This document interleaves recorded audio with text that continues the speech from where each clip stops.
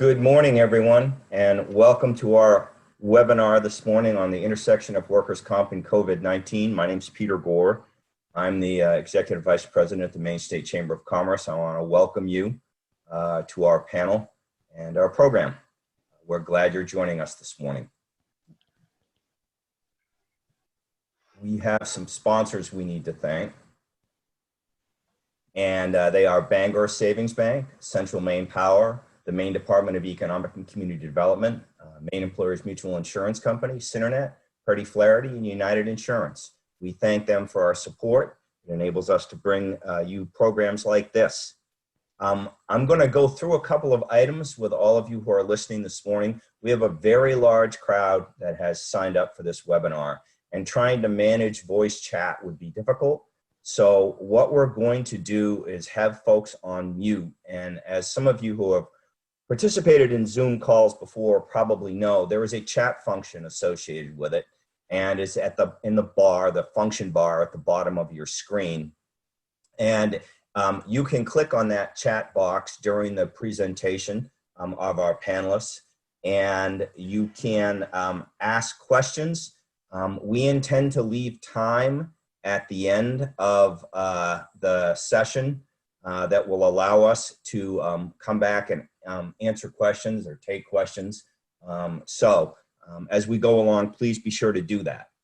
I'm also going to introduce our panel as a whole this morning, and then they will each hand off the baton to their panelists as we go along, so we keep the rhythm of the program going. We are pleased to have three county folks with us this morning as presenters. The first one is Chris Condon. He is a county native, and he is the president of United Insurance. That is Maine's second largest insurance agency. Chris resides in Yarmouth with his two college-age daughters. He is the treasurer of the chamber and a member of the Maine State Chamber Board of Directors. Next is John Cronan. John is with the firm Preti Flaherty. He practices with Preti's litigation and workers' comp group from Portland. He focuses on regional, national, and international antitrust matters, and he regularly assists clients with the defense of workers' comp claims, insurance issues, and creditors' rights issues. Next up, we have Seer. Lee has over 35 years experience in the workers' compensation field. I have worked with Lee for a long time on workers' comp issues. He started his career as a claim adjuster with Liberty Mutual, and in '86 he joined Hanover Insurance, where he to help manage its workers' comp claims department. That's where I first got to know Lee. He assisted me many times during the legislative session with workers' comp legislation. And in 2002, he joined Synernet as the director of insurance agencies, and he oversees 3 self-insurance programs covering 22 hospitals from around the state. And lastly, Mike Bourque. Mike became the second president and CEO of Maine Employers Mutual Insurance Company in the company's history. In 2017, he had previously served as a senior vice president for external affairs for MEMIC, and in that function, he led the company's corporate marketing programs, including its advertising and public relations, his outbound communications, and his government affairs. Mike and I have worked closely over the years on workers' comp issues. His help during the last legislative session with more than 27 workers' comp bills and coming to a fairly reasonable conclusion for the Maine business community was absolutely invaluable. Mike and I share the fact that we both earned bachelor's degrees in journalism from the University of Maine. He also worked in the media, including in Washington, D.C., Maine, and Alaska. Mike is very active, both in the Portland area and on a statewide basis. And like Chris, he serves on our board of directors. I want to go through very quickly what the program is going to look like and our topic presenters. Chris will lead us off with an overview of insurance as a whole and how it's been impacted by the pandemic, including general liability. John will follow up with and will cover compensability issues associated with COVID-19 claims. Lee is going to discuss the challenges of workers' comp claims associated with COVID-19 in a healthcare setting, and from the perspective of a self-insured employer and how this might differ from a commercially insured employer. And lastly, Mike is going to do cleanup and talk about claims associated with a new paradigm of working from home or the home office, what can be done to prevent claims in that area, and the challenges in the midst of the pandemic when dealing with COVID-19 claims, and what those claims might look like in terms of benefits and longevity. So again, I want to thank you all. I want to thank our sponsors, and I'm going to hand it off to Chris to begin the program. Thank you, Pete, and thank you to the Chamber for the opportunity to present today. As Pete mentioned, we're going to start the presentation here, a preamble talking about insurances in general, business insurances in general, and what the impact of coronavirus is having on insurance policies. The coronavirus has impacted all of our lives in lots of ways, and we're seeing companies do things that they've never done before. LL Bean's making some masks, I understand. We're seeing restaurants do deliveries that have never done that before. We're seeing people work from home, many of us today. Lots of different impacts on insurance policies, including employees that are unemployed, employees that are furloughed. And so I'm going to spend a few minutes going through some specific insurance policies and how how they're impacting these specific policies and things you or some of your clients what they may be thinking about in terms of their insurance policies. So the first slide up is general liability, that many insurance policies are rated, the premiums defined based upon sales or payrolls. So a restaurant that has less payroll could call their agent and get reduced premium. By flip side, we have a customer that is going 24/7 making some cotton swabs. They might need to increase theirs. And so when you think about any insurance policy, if your sales are higher or your payroll is higher or lower, you may need to make a change there. We're also seeing some companies change operations and do things they haven't done before. If that's the case, there may be a change necessary to the policy to pick up that additional exposure. And the last piece on the general liability is we have employees working from home. And so there's a chance of a guest or a client going to your employee's home, which is additional exposure to a commercial insurance. So that location, that the employee's home, might have to be listed, would very likely have to be listed. So there are a number of changes to the general liability policy that our clients are asking about and should make. Next slide, Angie. Commercial auto policy, just a couple things there as clients try to protect themselves. Restaurants, we're seeing some fine dining restaurants do delivery, which is not their normal protocol. That delivery requires some additional coverages for what we call hired or non-owned auto, Symbol 8, Symbol 9 automobile coverage. So if you have a client that is doing delivery that they haven't done in the past, two changes need to be made to the policy. One is this hired non-owned, and the other is if employees are using their vehicles on behalf of the company, it's prudent to ask the employees to provide proof that they have insurance to protect the company. So a couple changes on the auto policy that we want to make sure people make. Next slide. So property insurance, property policy, number of changes, lots of changes here. We have businesses that have less inventory and may need to call their agent to reduce the amount of exposure that they have there. We have others that have more inventory. And so any major change to what you have for contents or supplies or things that you have for sale are all things that can impact the policy and should be adjusted accordingly. We also have, sadly, an awful lot of businesses that are closed. And being closed itself doesn't necessarily change the policy unless the building, your space, becomes empty. If it's vacant, there's a significant change in how a claim would be adjusted. There's limitations and a reduction in pay. So if you have a situation where you have a location of yours where the location is vacant, make sure to call your agent to get a exception to the vacancy clause. The last piece on the property is the one that's the most talked about, both on a national level and even a regional level around business income coverage. We've had many clients calling, asking if a virus or a pandemic is a covered peril under the business income form. Generally speaking, it is not. There are some policies, some special event policies like a wedding where it could be covered. There's some like a Hollywood person can buy coverage that might have it for a specific thing that they do. But as a whole, when we think about business income coverage for businesses here in Maine, the business income policy will not trigger to protect. And the reason being is that there's not a physical loss. And as the wording within the policy itself. Broader, the reason that exclusion is in there is that the claim is simply too big to cover.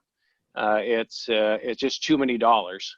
To give you some perspective on that, if you add up the surplus, the amount of money insurance companies have to pay claims for all the insurance companies in the country, all surplus today totals about $800 billion. This is clearly, based on what we're watching in Washington in terms of stimulus money, this is a multi-trillion-dollar loss.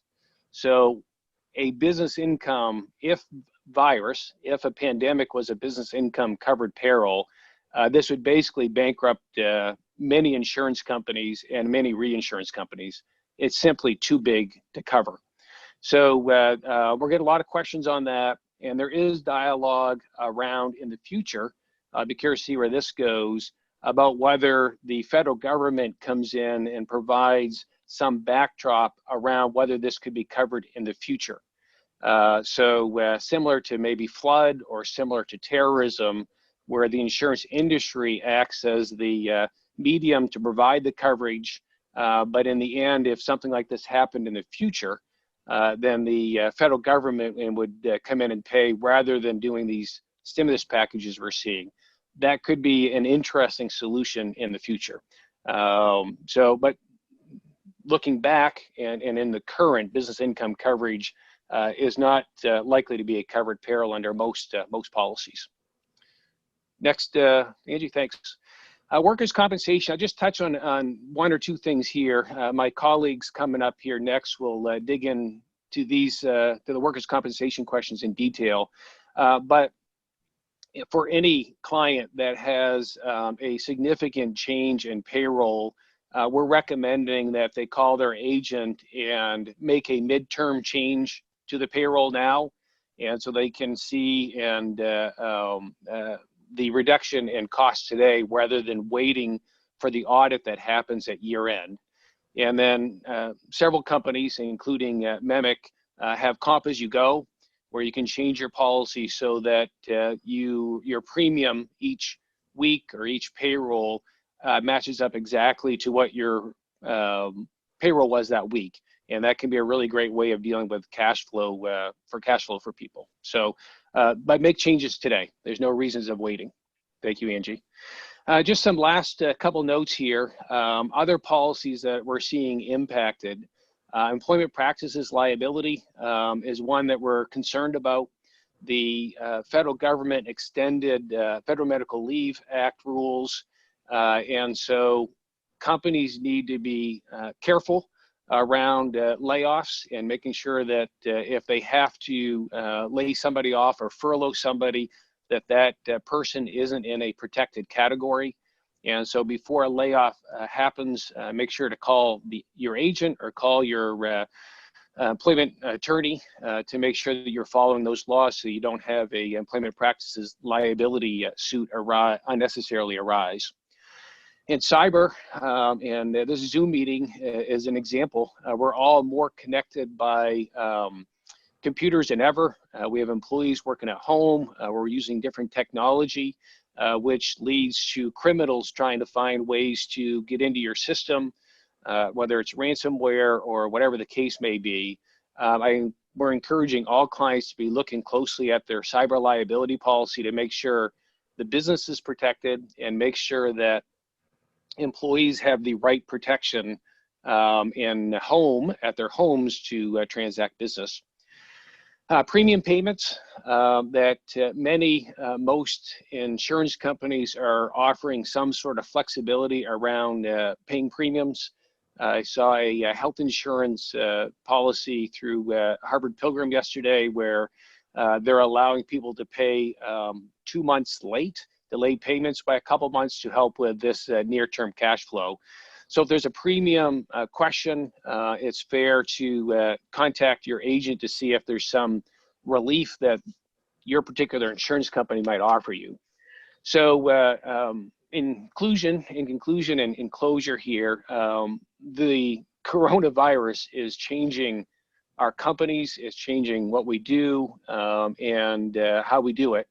And so make sure that you're calling your agent and make sure you're making changes to your policies to make sure that you're paying the right amount of premium for the exposure and making sure that you've got the right coverage.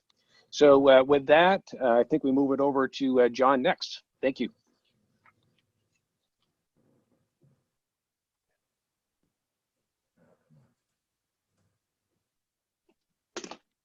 Thank you, Chris. Just had to unmute myself there.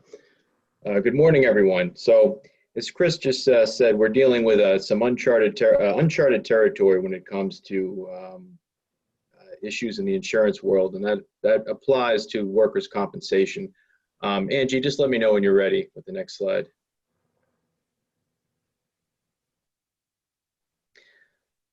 So the coronavirus, the long and short of it is if an employee believes they're exposed to COVID-19 on the job, it's possible to establish that this is work-related.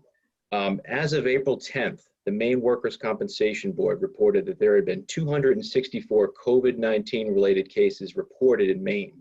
That's 208 lost time cases, 21 medical cases, and the balance were incident-only cases. So we're still pretty early into this. This has been going on for a relatively short period of time, and we're already seeing a significant influx of claims before the Workers' Compensation Board. So when you come to determining whether a COVID-19 claim under the Workers' Compensation Act is compensable, this is a unique and uncharted territory, but the fundamental underpinnings and the fundamental analysis is always there under the Workers' Compensation Act. And I'll get to this in some later slides, but the bottom line is in Maine, the traditional compensation compensability analysis applies. There is no, unlike other states such as I saw earlier, Kentucky, Arkansas, North Dakota, there's been legislation or executive orders that have expanded a presumption of compensability to employees that contract COVID-19. That's not the case in Maine. So when an insurer and an employer are looking at a COVID-19 workers' compensation claim, the question is this compensable under the Maine Workers' Compensation Act? So the key question in any workers' compensation claim is to look at the act, and it's limited to injuries or occupational diseases that, quote, arise out of and in the course of employment. So we see this, but what does this mean, and what does this mean in particular in the context of COVID-19? You basically analyze whether an injury arises out of and in the course of employment. You must look at the injuries that are, quote, a consequence of life in general, which must be separated out from those injuries that are a consequence of industrial activity. And only the later, the injuries that are a consequence of industrial activity may be covered by the Workers' Compensation Act. And it's obvious the purpose of this is to compensate employees for injuries sustained while and because they were at work. And the key here is that the employee has the burden of proof in this analysis. So the first thing is, and a key question that comes up, particularly with COVID-19 and any other viruses or diseases that may be transmitted, contracting a virus from a coworker is not compensable. And this is established by Maine law. And so if it becomes clear through an investigation that an employee contracted COVID-19 or any other illness for that matter from a coworker, that's generally not compensable under the Act. So the question is, what is compensable under the Act when it comes to COVID-19? And the next slide starts to peel away some of the layers in the onion. Like a lot of workers' compensation claims, the analysis is heavily driven by the facts of the claim. But as I cited earlier with the case law, to boil it down plainly, for an employee to meet their burden to show that an injury or disease such as COVID-19 is compensable, there's really three things that must be shown. That the COVID-19 was contracted in the course of employment, that COVID-19 was a risk peculiar to employment, and three, which really ties it up, that the employment created a risk of contracting COVID-19 that was greater than the risk of contracting it in the public generally. So what that means is if an employee was equally likely to contract COVID-19 in the general public as they were at their workplace, the workplace doesn't present any unique or heightened risk, which in turn would not permit the employee generally to meet their burden of proof under the Act. So like traditional workers' compensation claims, causation, tying that heightened risk to work is probably the most difficult piece for an employee when it comes to trying to prove that a COVID-19 claim is work-related. And as testing becomes more prevalent, as we obtain more results, and as COVID-19 becomes more widespread, there is a higher likelihood that exposure occurred out of the workplace. And I believe with that, likely proving a specific exposure at work will also become more difficult in general. So I touched on earlier some states that had by executive order or legislation had passed some sort of presumptions for workers that were in which a worker in a certain category, such as first responder or healthcare worker who contracts COVID-19 is presumed automatically to have contracted that through work. Emergency legislation was passed in Maine in response to the COVID-19 pandemic on March 17th. There was a consideration of this presumption of compensability, and this would have been with respect to first responders and medical workers, but this was not included in the final legislation. So right now, there is no current presumption in Maine of compensability for COVID-19, but with many, many things that we've talked about this hour and we're going to talk about, that of course is always could be subject to change. So when you're looking at compensability of COVID-19 claims, there are certain professions who are more at risk.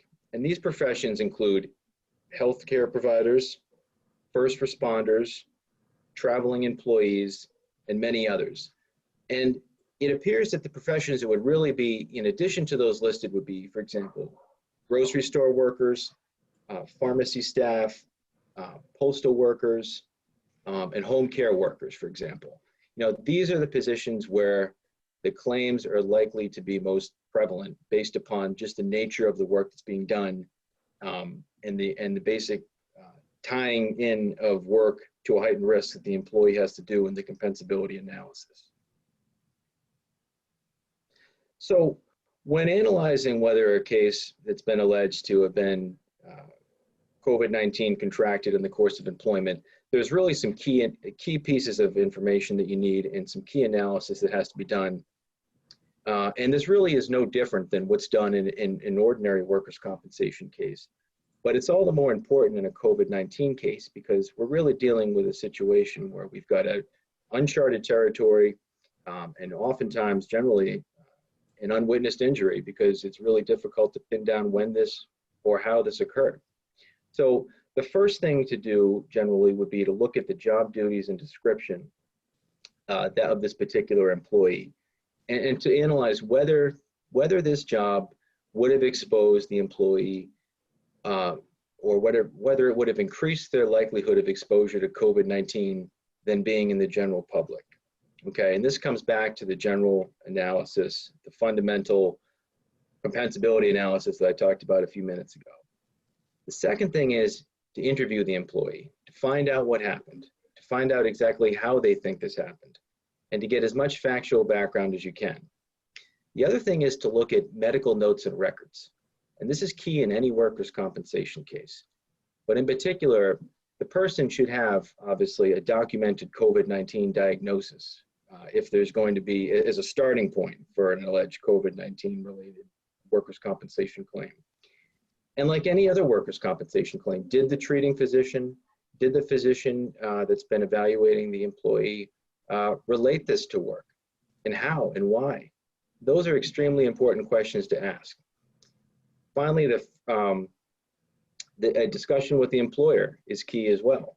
And this ties into the job duties and description, but also to evaluate what the employee was doing, how they were doing it, where they may have been, who they may have come into contact with.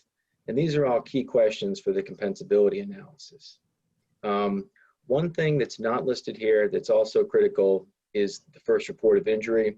And that's key in general in a workers' compensation case, but it's particularly helpful in a COVID-19 case where this is the first thing that comes in through the gate, so to speak, in terms of analyzing exactly what's been alleged, the nature of the injury, and the more information, generally the better it will be in terms of helping evaluate compensability down the road.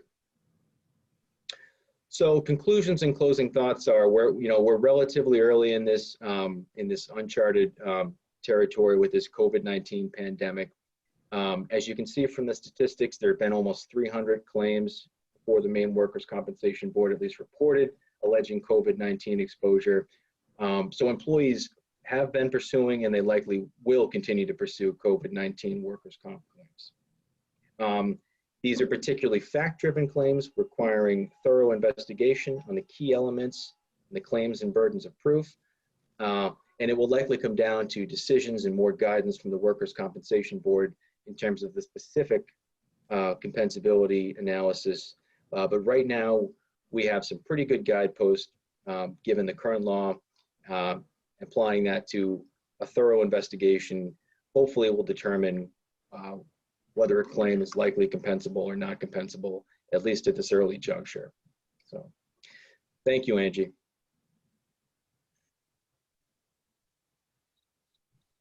Thank you, John.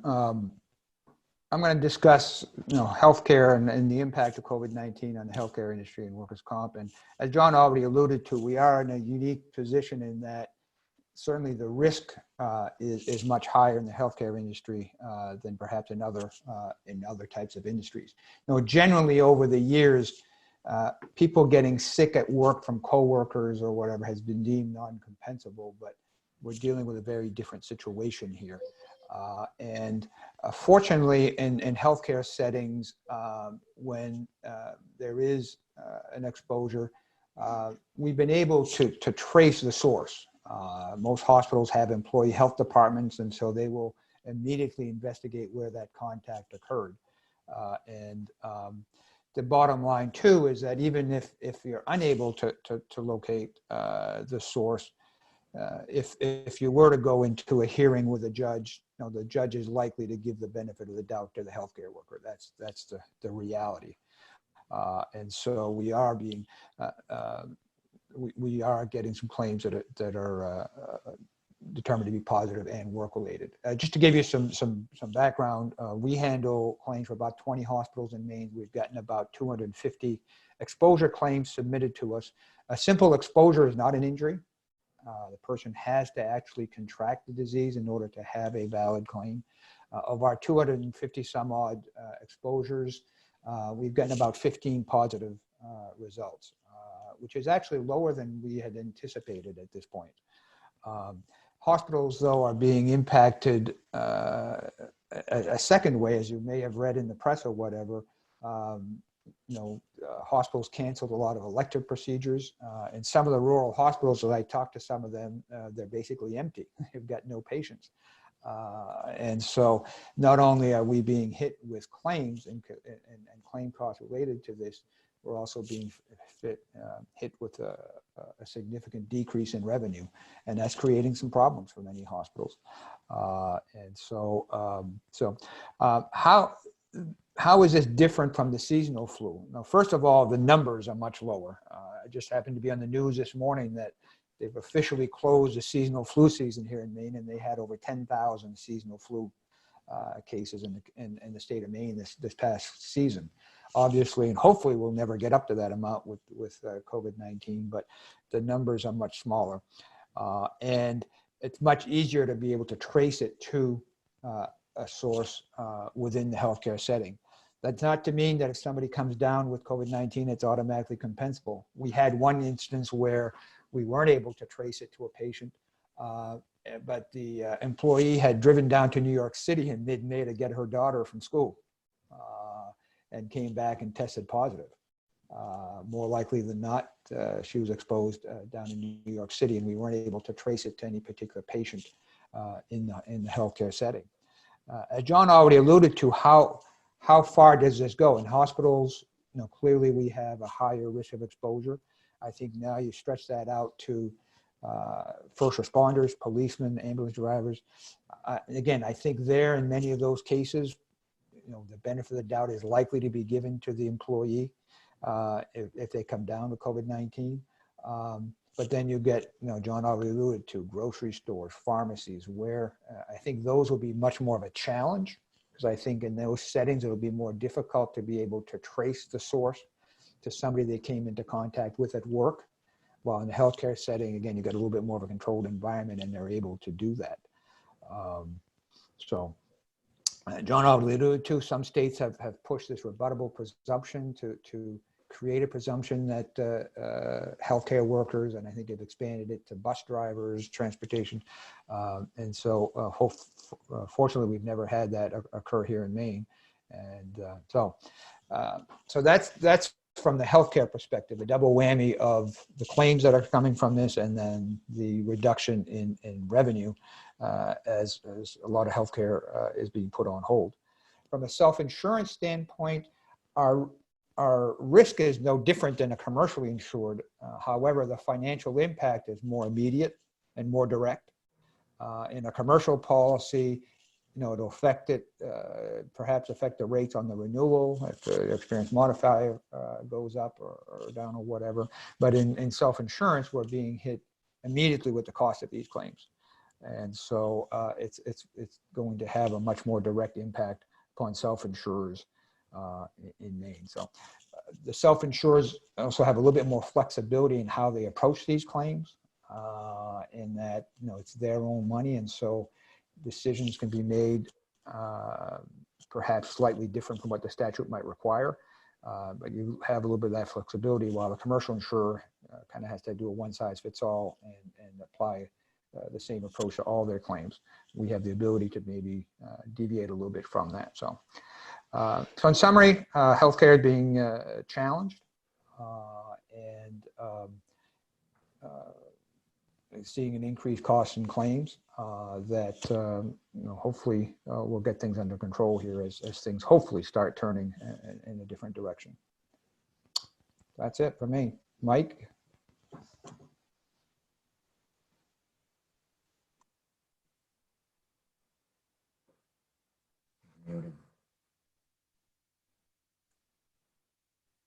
Here we are. Okay, I'm unmuted now, I think. Thank you, Angie, and thank you all for joining us here today.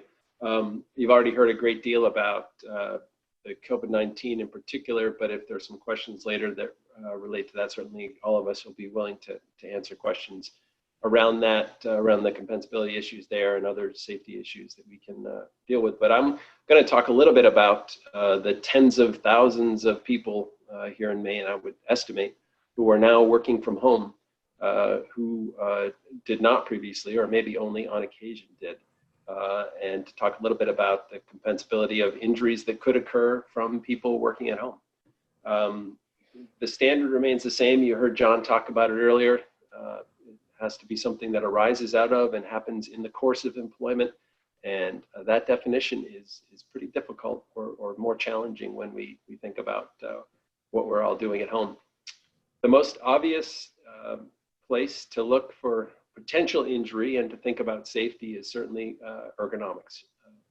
When we're at an office, presumably we have a setup that fits our work and fits us and was created specifically for working on a screen and on a computer. Those of us who are at home now may be at a kitchen table. Some people may be taking a laptop to a couch. I'm at an old desk fashioned from an old school desk that I've managed to make fit me ergonomically.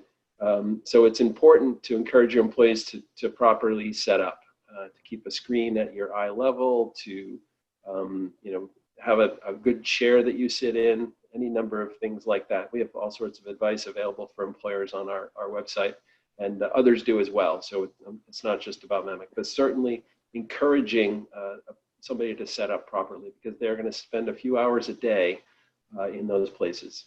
Encourage people to take breaks and to move. That's important. I know we've changed our daily stretch break, which used to be called out at MEMIC. Now there's an email that our receptionist sends us at 10 and 2 and reminds everybody to stretch.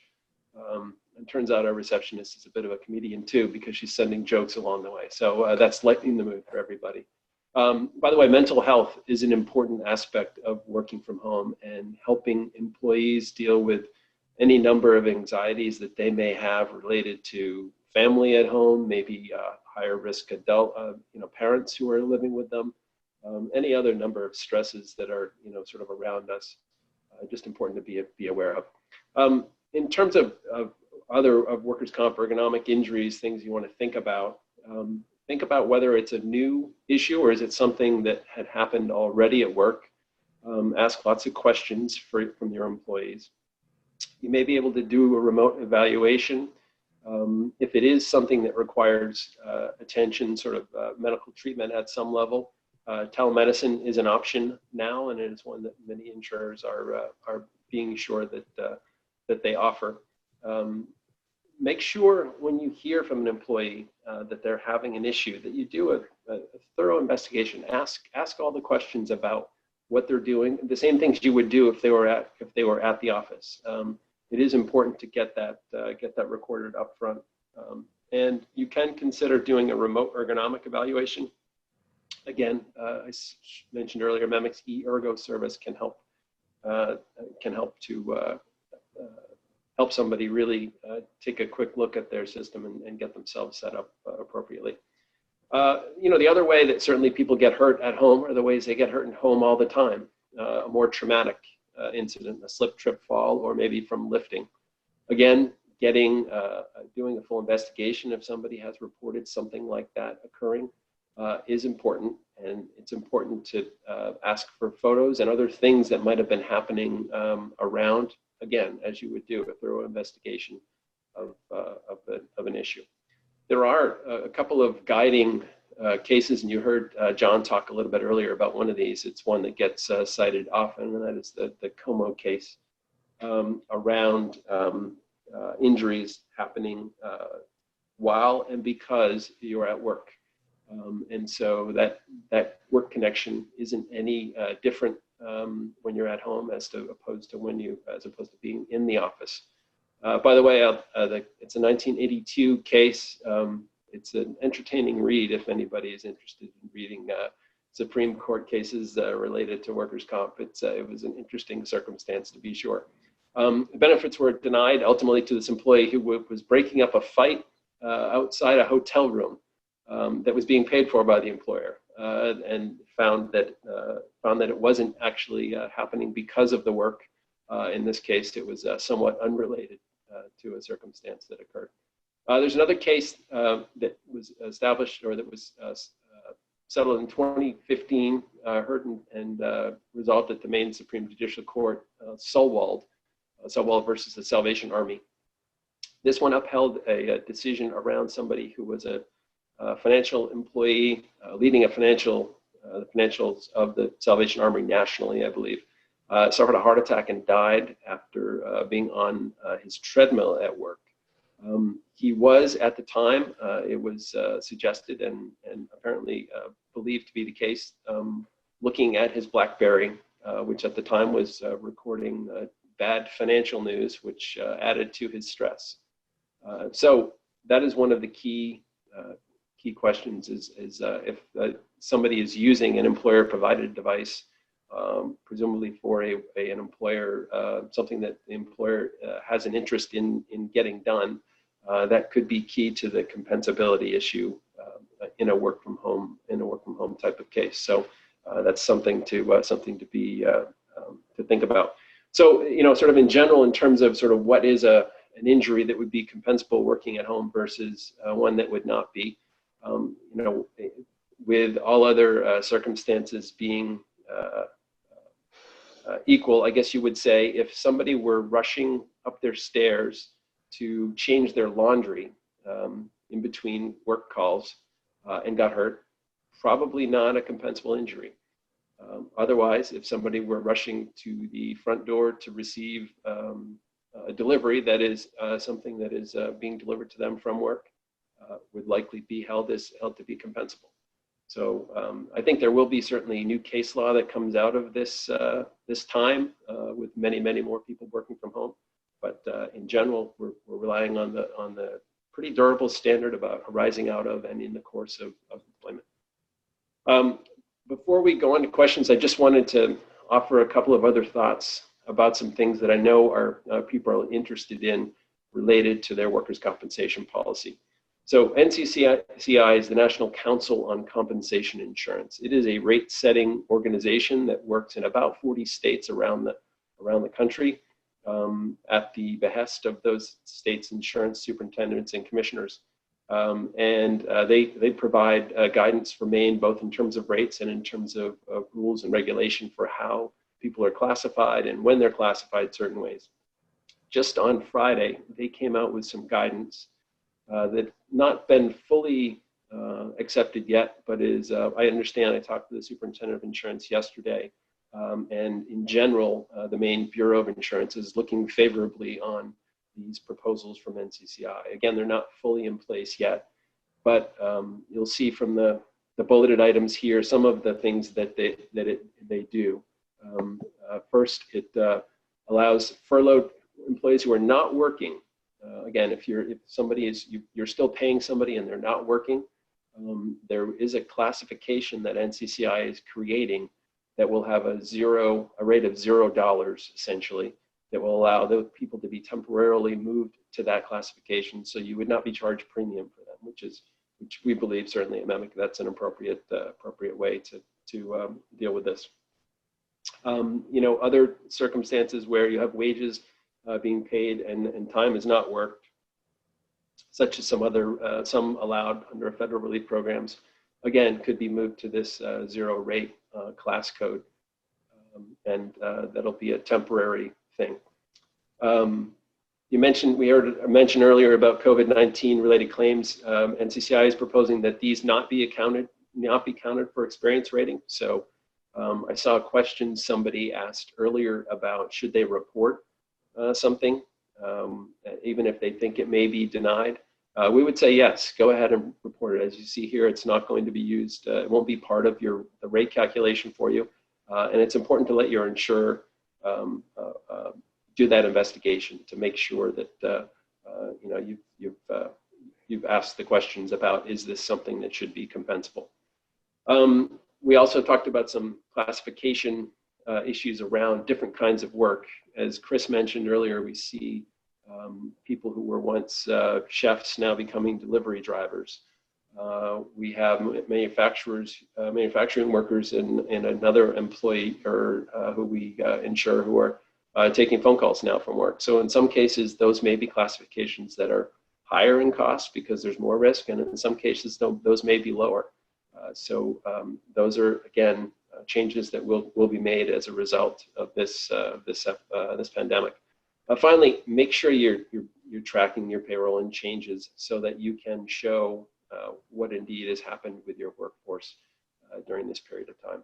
And I guess finally, I would say and advise everybody to be in touch with your insurance agent. They really can help you, guide you through the process for how to adjust payroll if you need to. At MEMIC, we really want to find out sooner than later sort of what you believe your payroll is going to be like. We don't want to wait until later to see if your audit shows that you've worked less. We'd just as soon have you reduce your premium now We certainly know there are cash flow issues all over the place, and we don't want to become part of that. To that end, early on, MEMIC is established, and most many insurance companies are offering some level of forbearance, and now the insurance superintendents and commissioners have in fact required it. And we are not canceling employers, policyholders for not paying their premium today. Obviously, we know there's a crunch. At some point, those bills will become due, but in the interim, if you have challenges to your payroll, if you have people you've laid off, or if you are going to have a payment challenge, be in touch sooner than later. Insurers, I think, are going to be understanding of these challenges and are going to look to work with people. Certainly, from our perspective, we're looking to increase our customer service during this time, because we know this is a vital thing for the entire economy of Maine. So with that, I think, Peter, we'll open it up for questions from here. Yeah, we have just a couple of questions at this point. I don't know whether we'll get any extra. We had 3, but you did answer the first question regarding reporting. So Angie, if you would unmute Lee and John, so our 4 panelists have the ability to respond if they want to. The first question is, I'm not sure we're going to know the answer to, but has there been any updates on the presumption of a workers' comp case for first responders since it was dropped from the emergency legislation the legislature considered in March that they passed? To my knowledge, I don't have any updates on that. From a legislative perspective, and I'll let the other folks speak, I know that that's been discussed in other states, and there's been some executive orders around it. But as far as Maine goes, I don't think you could do that without actually changing the law. And therefore, unless the legislature comes back in a special session and decided to take that issue up, then I don't think you're going to see any kind of a rebuttable presumption inserted into the Maine Act. Whether it becomes an issue retroactively as a result of legislation, if they don't come back, before the end of this year in January, is a possibility, because retroactive legislation has been certainly discussed in the past. But I throw it out to the 4 of you to see what you have to offer on that one. Peter Sidley, I think, and I don't know how all healthcare are doing this, but I know in many healthcare settings now, I think, which reduces the likelihood of that type of legislation coming up is when somebody is being quarantined because of possible exposure. At least in the healthcare world, those employees are being paid. So that reduces the outcry of people not being able to work because of an exposure. And so if that's more widespread, I think that reduces the likelihood of this. But again, who knows at this point? I think you're right about that. I do think that reduces the need and the pressure to do that. And I think if we're all acting responsibly to truly investigate claims and find those that should be paid, make sure that they are paid, I think that helps us to avoid that. I did see some information recently about California, which was the governor made an executive order to add a presumption, and the estimate around cost was massive. Which is interesting because, as we say, many of these claims are going to be relatively short-lived and not especially expensive, but there certainly will be the really tragic and difficult cases. California apparently is believing, their rating bureau is believing that there are some really expensive claims that would be associated with this if presumptions were to be put in place universally. Mike, was the California executive order limited to first responders, or was it expanded to all healthcare professionals? It was all healthcare, and so it was. That's where the number comes from. Significant expansion. That's right. Yeah, it was billions of dollars. The other question I have, if there's no other follow-up, is if an employee is at home but being paid from the Paycheck Protection Program, PPP, should we change their rate to 0? So I'll jump in there. I would say to talk to your insurance agent and have that talk with your company to make sure that we fully understand what it is, if somebody is, if it's a payroll dollar or not. I think this NCCI ruling that I alluded to with the special class code of 0, I think would take care of that. But basically, I think the important thing is to have the conversation and have it sooner than later. I know the insurance agents are standing by, right, Chris? We are. Yeah, I just add to that if I understood the question, Pete, that if somebody is on unemployment and getting paid that way, if they're on unemployment or furloughed, by definition, they're not on payroll. It's not a workers' compensation conversation. As soon as they come back on, they would be. The example and the change that Mike's sharing is the employee that's still on payroll, is not furloughed, is not unemployed, but they're still on payroll. And we have some of those situations, and expectantly the state will accept the new NCCI change and allow that new class code to occur where there would be no charge for workers' compensation, but that's still being defined right now.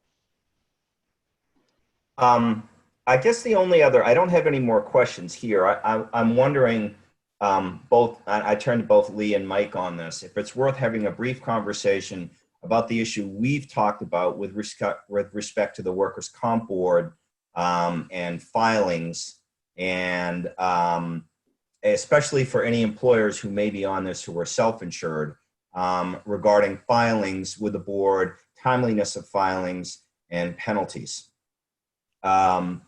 I have had conversations with the executive director of the Workers' Comp Board because, like many employers, carriers and self-insureds have skeleton crews on board that are dealing with processing claims in an entirely new manner.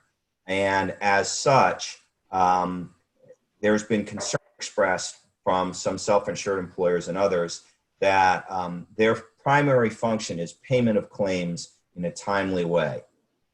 And so there's concern that down the road during an audit or something else that any late filings, any mistakes that are made may open up an employer for fines and penalties associated with a MAE program.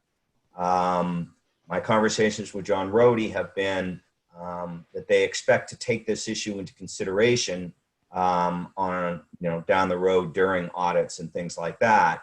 But it hasn't been a carte blanche, will excuse any kinds of errors or filings, and certainly nothing purposeful, that is being done. But that is an issue out there. And Lee, I don't know, or Mike, I don't know if you want to add anything to that or not. It's something certainly folks should keep in mind on a going forward basis. Yeah, and Peter, I've had several email exchanges with John Rohde on this issue, and he has said they won't ahead of time waive any penalties, whatever. They will take into consideration. What he did say is that entities need to let him know what is going on and what they are doing, not to just sit back and say, well, if we get hit later, we'll fight it then. So what we did is we exchanged emails on telling him, basically what we said is this came on so suddenly in terms of a shutdown. There was a transition period of several weeks before we could get everybody up and going to work remotely. I said our first priority was getting the disability payments out, and that forms would come later. We'd catch up to those when we can. And payment of other bills and whatever but our priority is number one is to get the timely benefits paid out, and we'll deal with the paperwork. He said as long as an entity sends him an email, a letter explaining what they're doing to minimize delays, he will take that into consideration down the road. That's and I'm just, Mike, you can talk about what you've had with. Yeah, I think it's the same. I mean, essentially, we actually have our entire team working from home, and so we feel like we're at pretty close to full strength, if not full strength. But I do know that certainly there will be challenges with reporting during this time, and we got it from some of the healthcare providers who we insure. We know that there are some claims out there that they just haven't gotten to report to us yet. We've seen reports of them maybe in the news. So I think those are going to be challenged for employers. I think the state is, I think, going to be very smart about understanding that we're in a remarkable time here, and we'll react accordingly. John Rody from the comp board has certainly indicated that, and I fully expect him to follow through. Well, that pretty much does it for our presentation this morning. We have no more questions, and we've gone through everything. And we've stayed to our time limit, which is fabulous.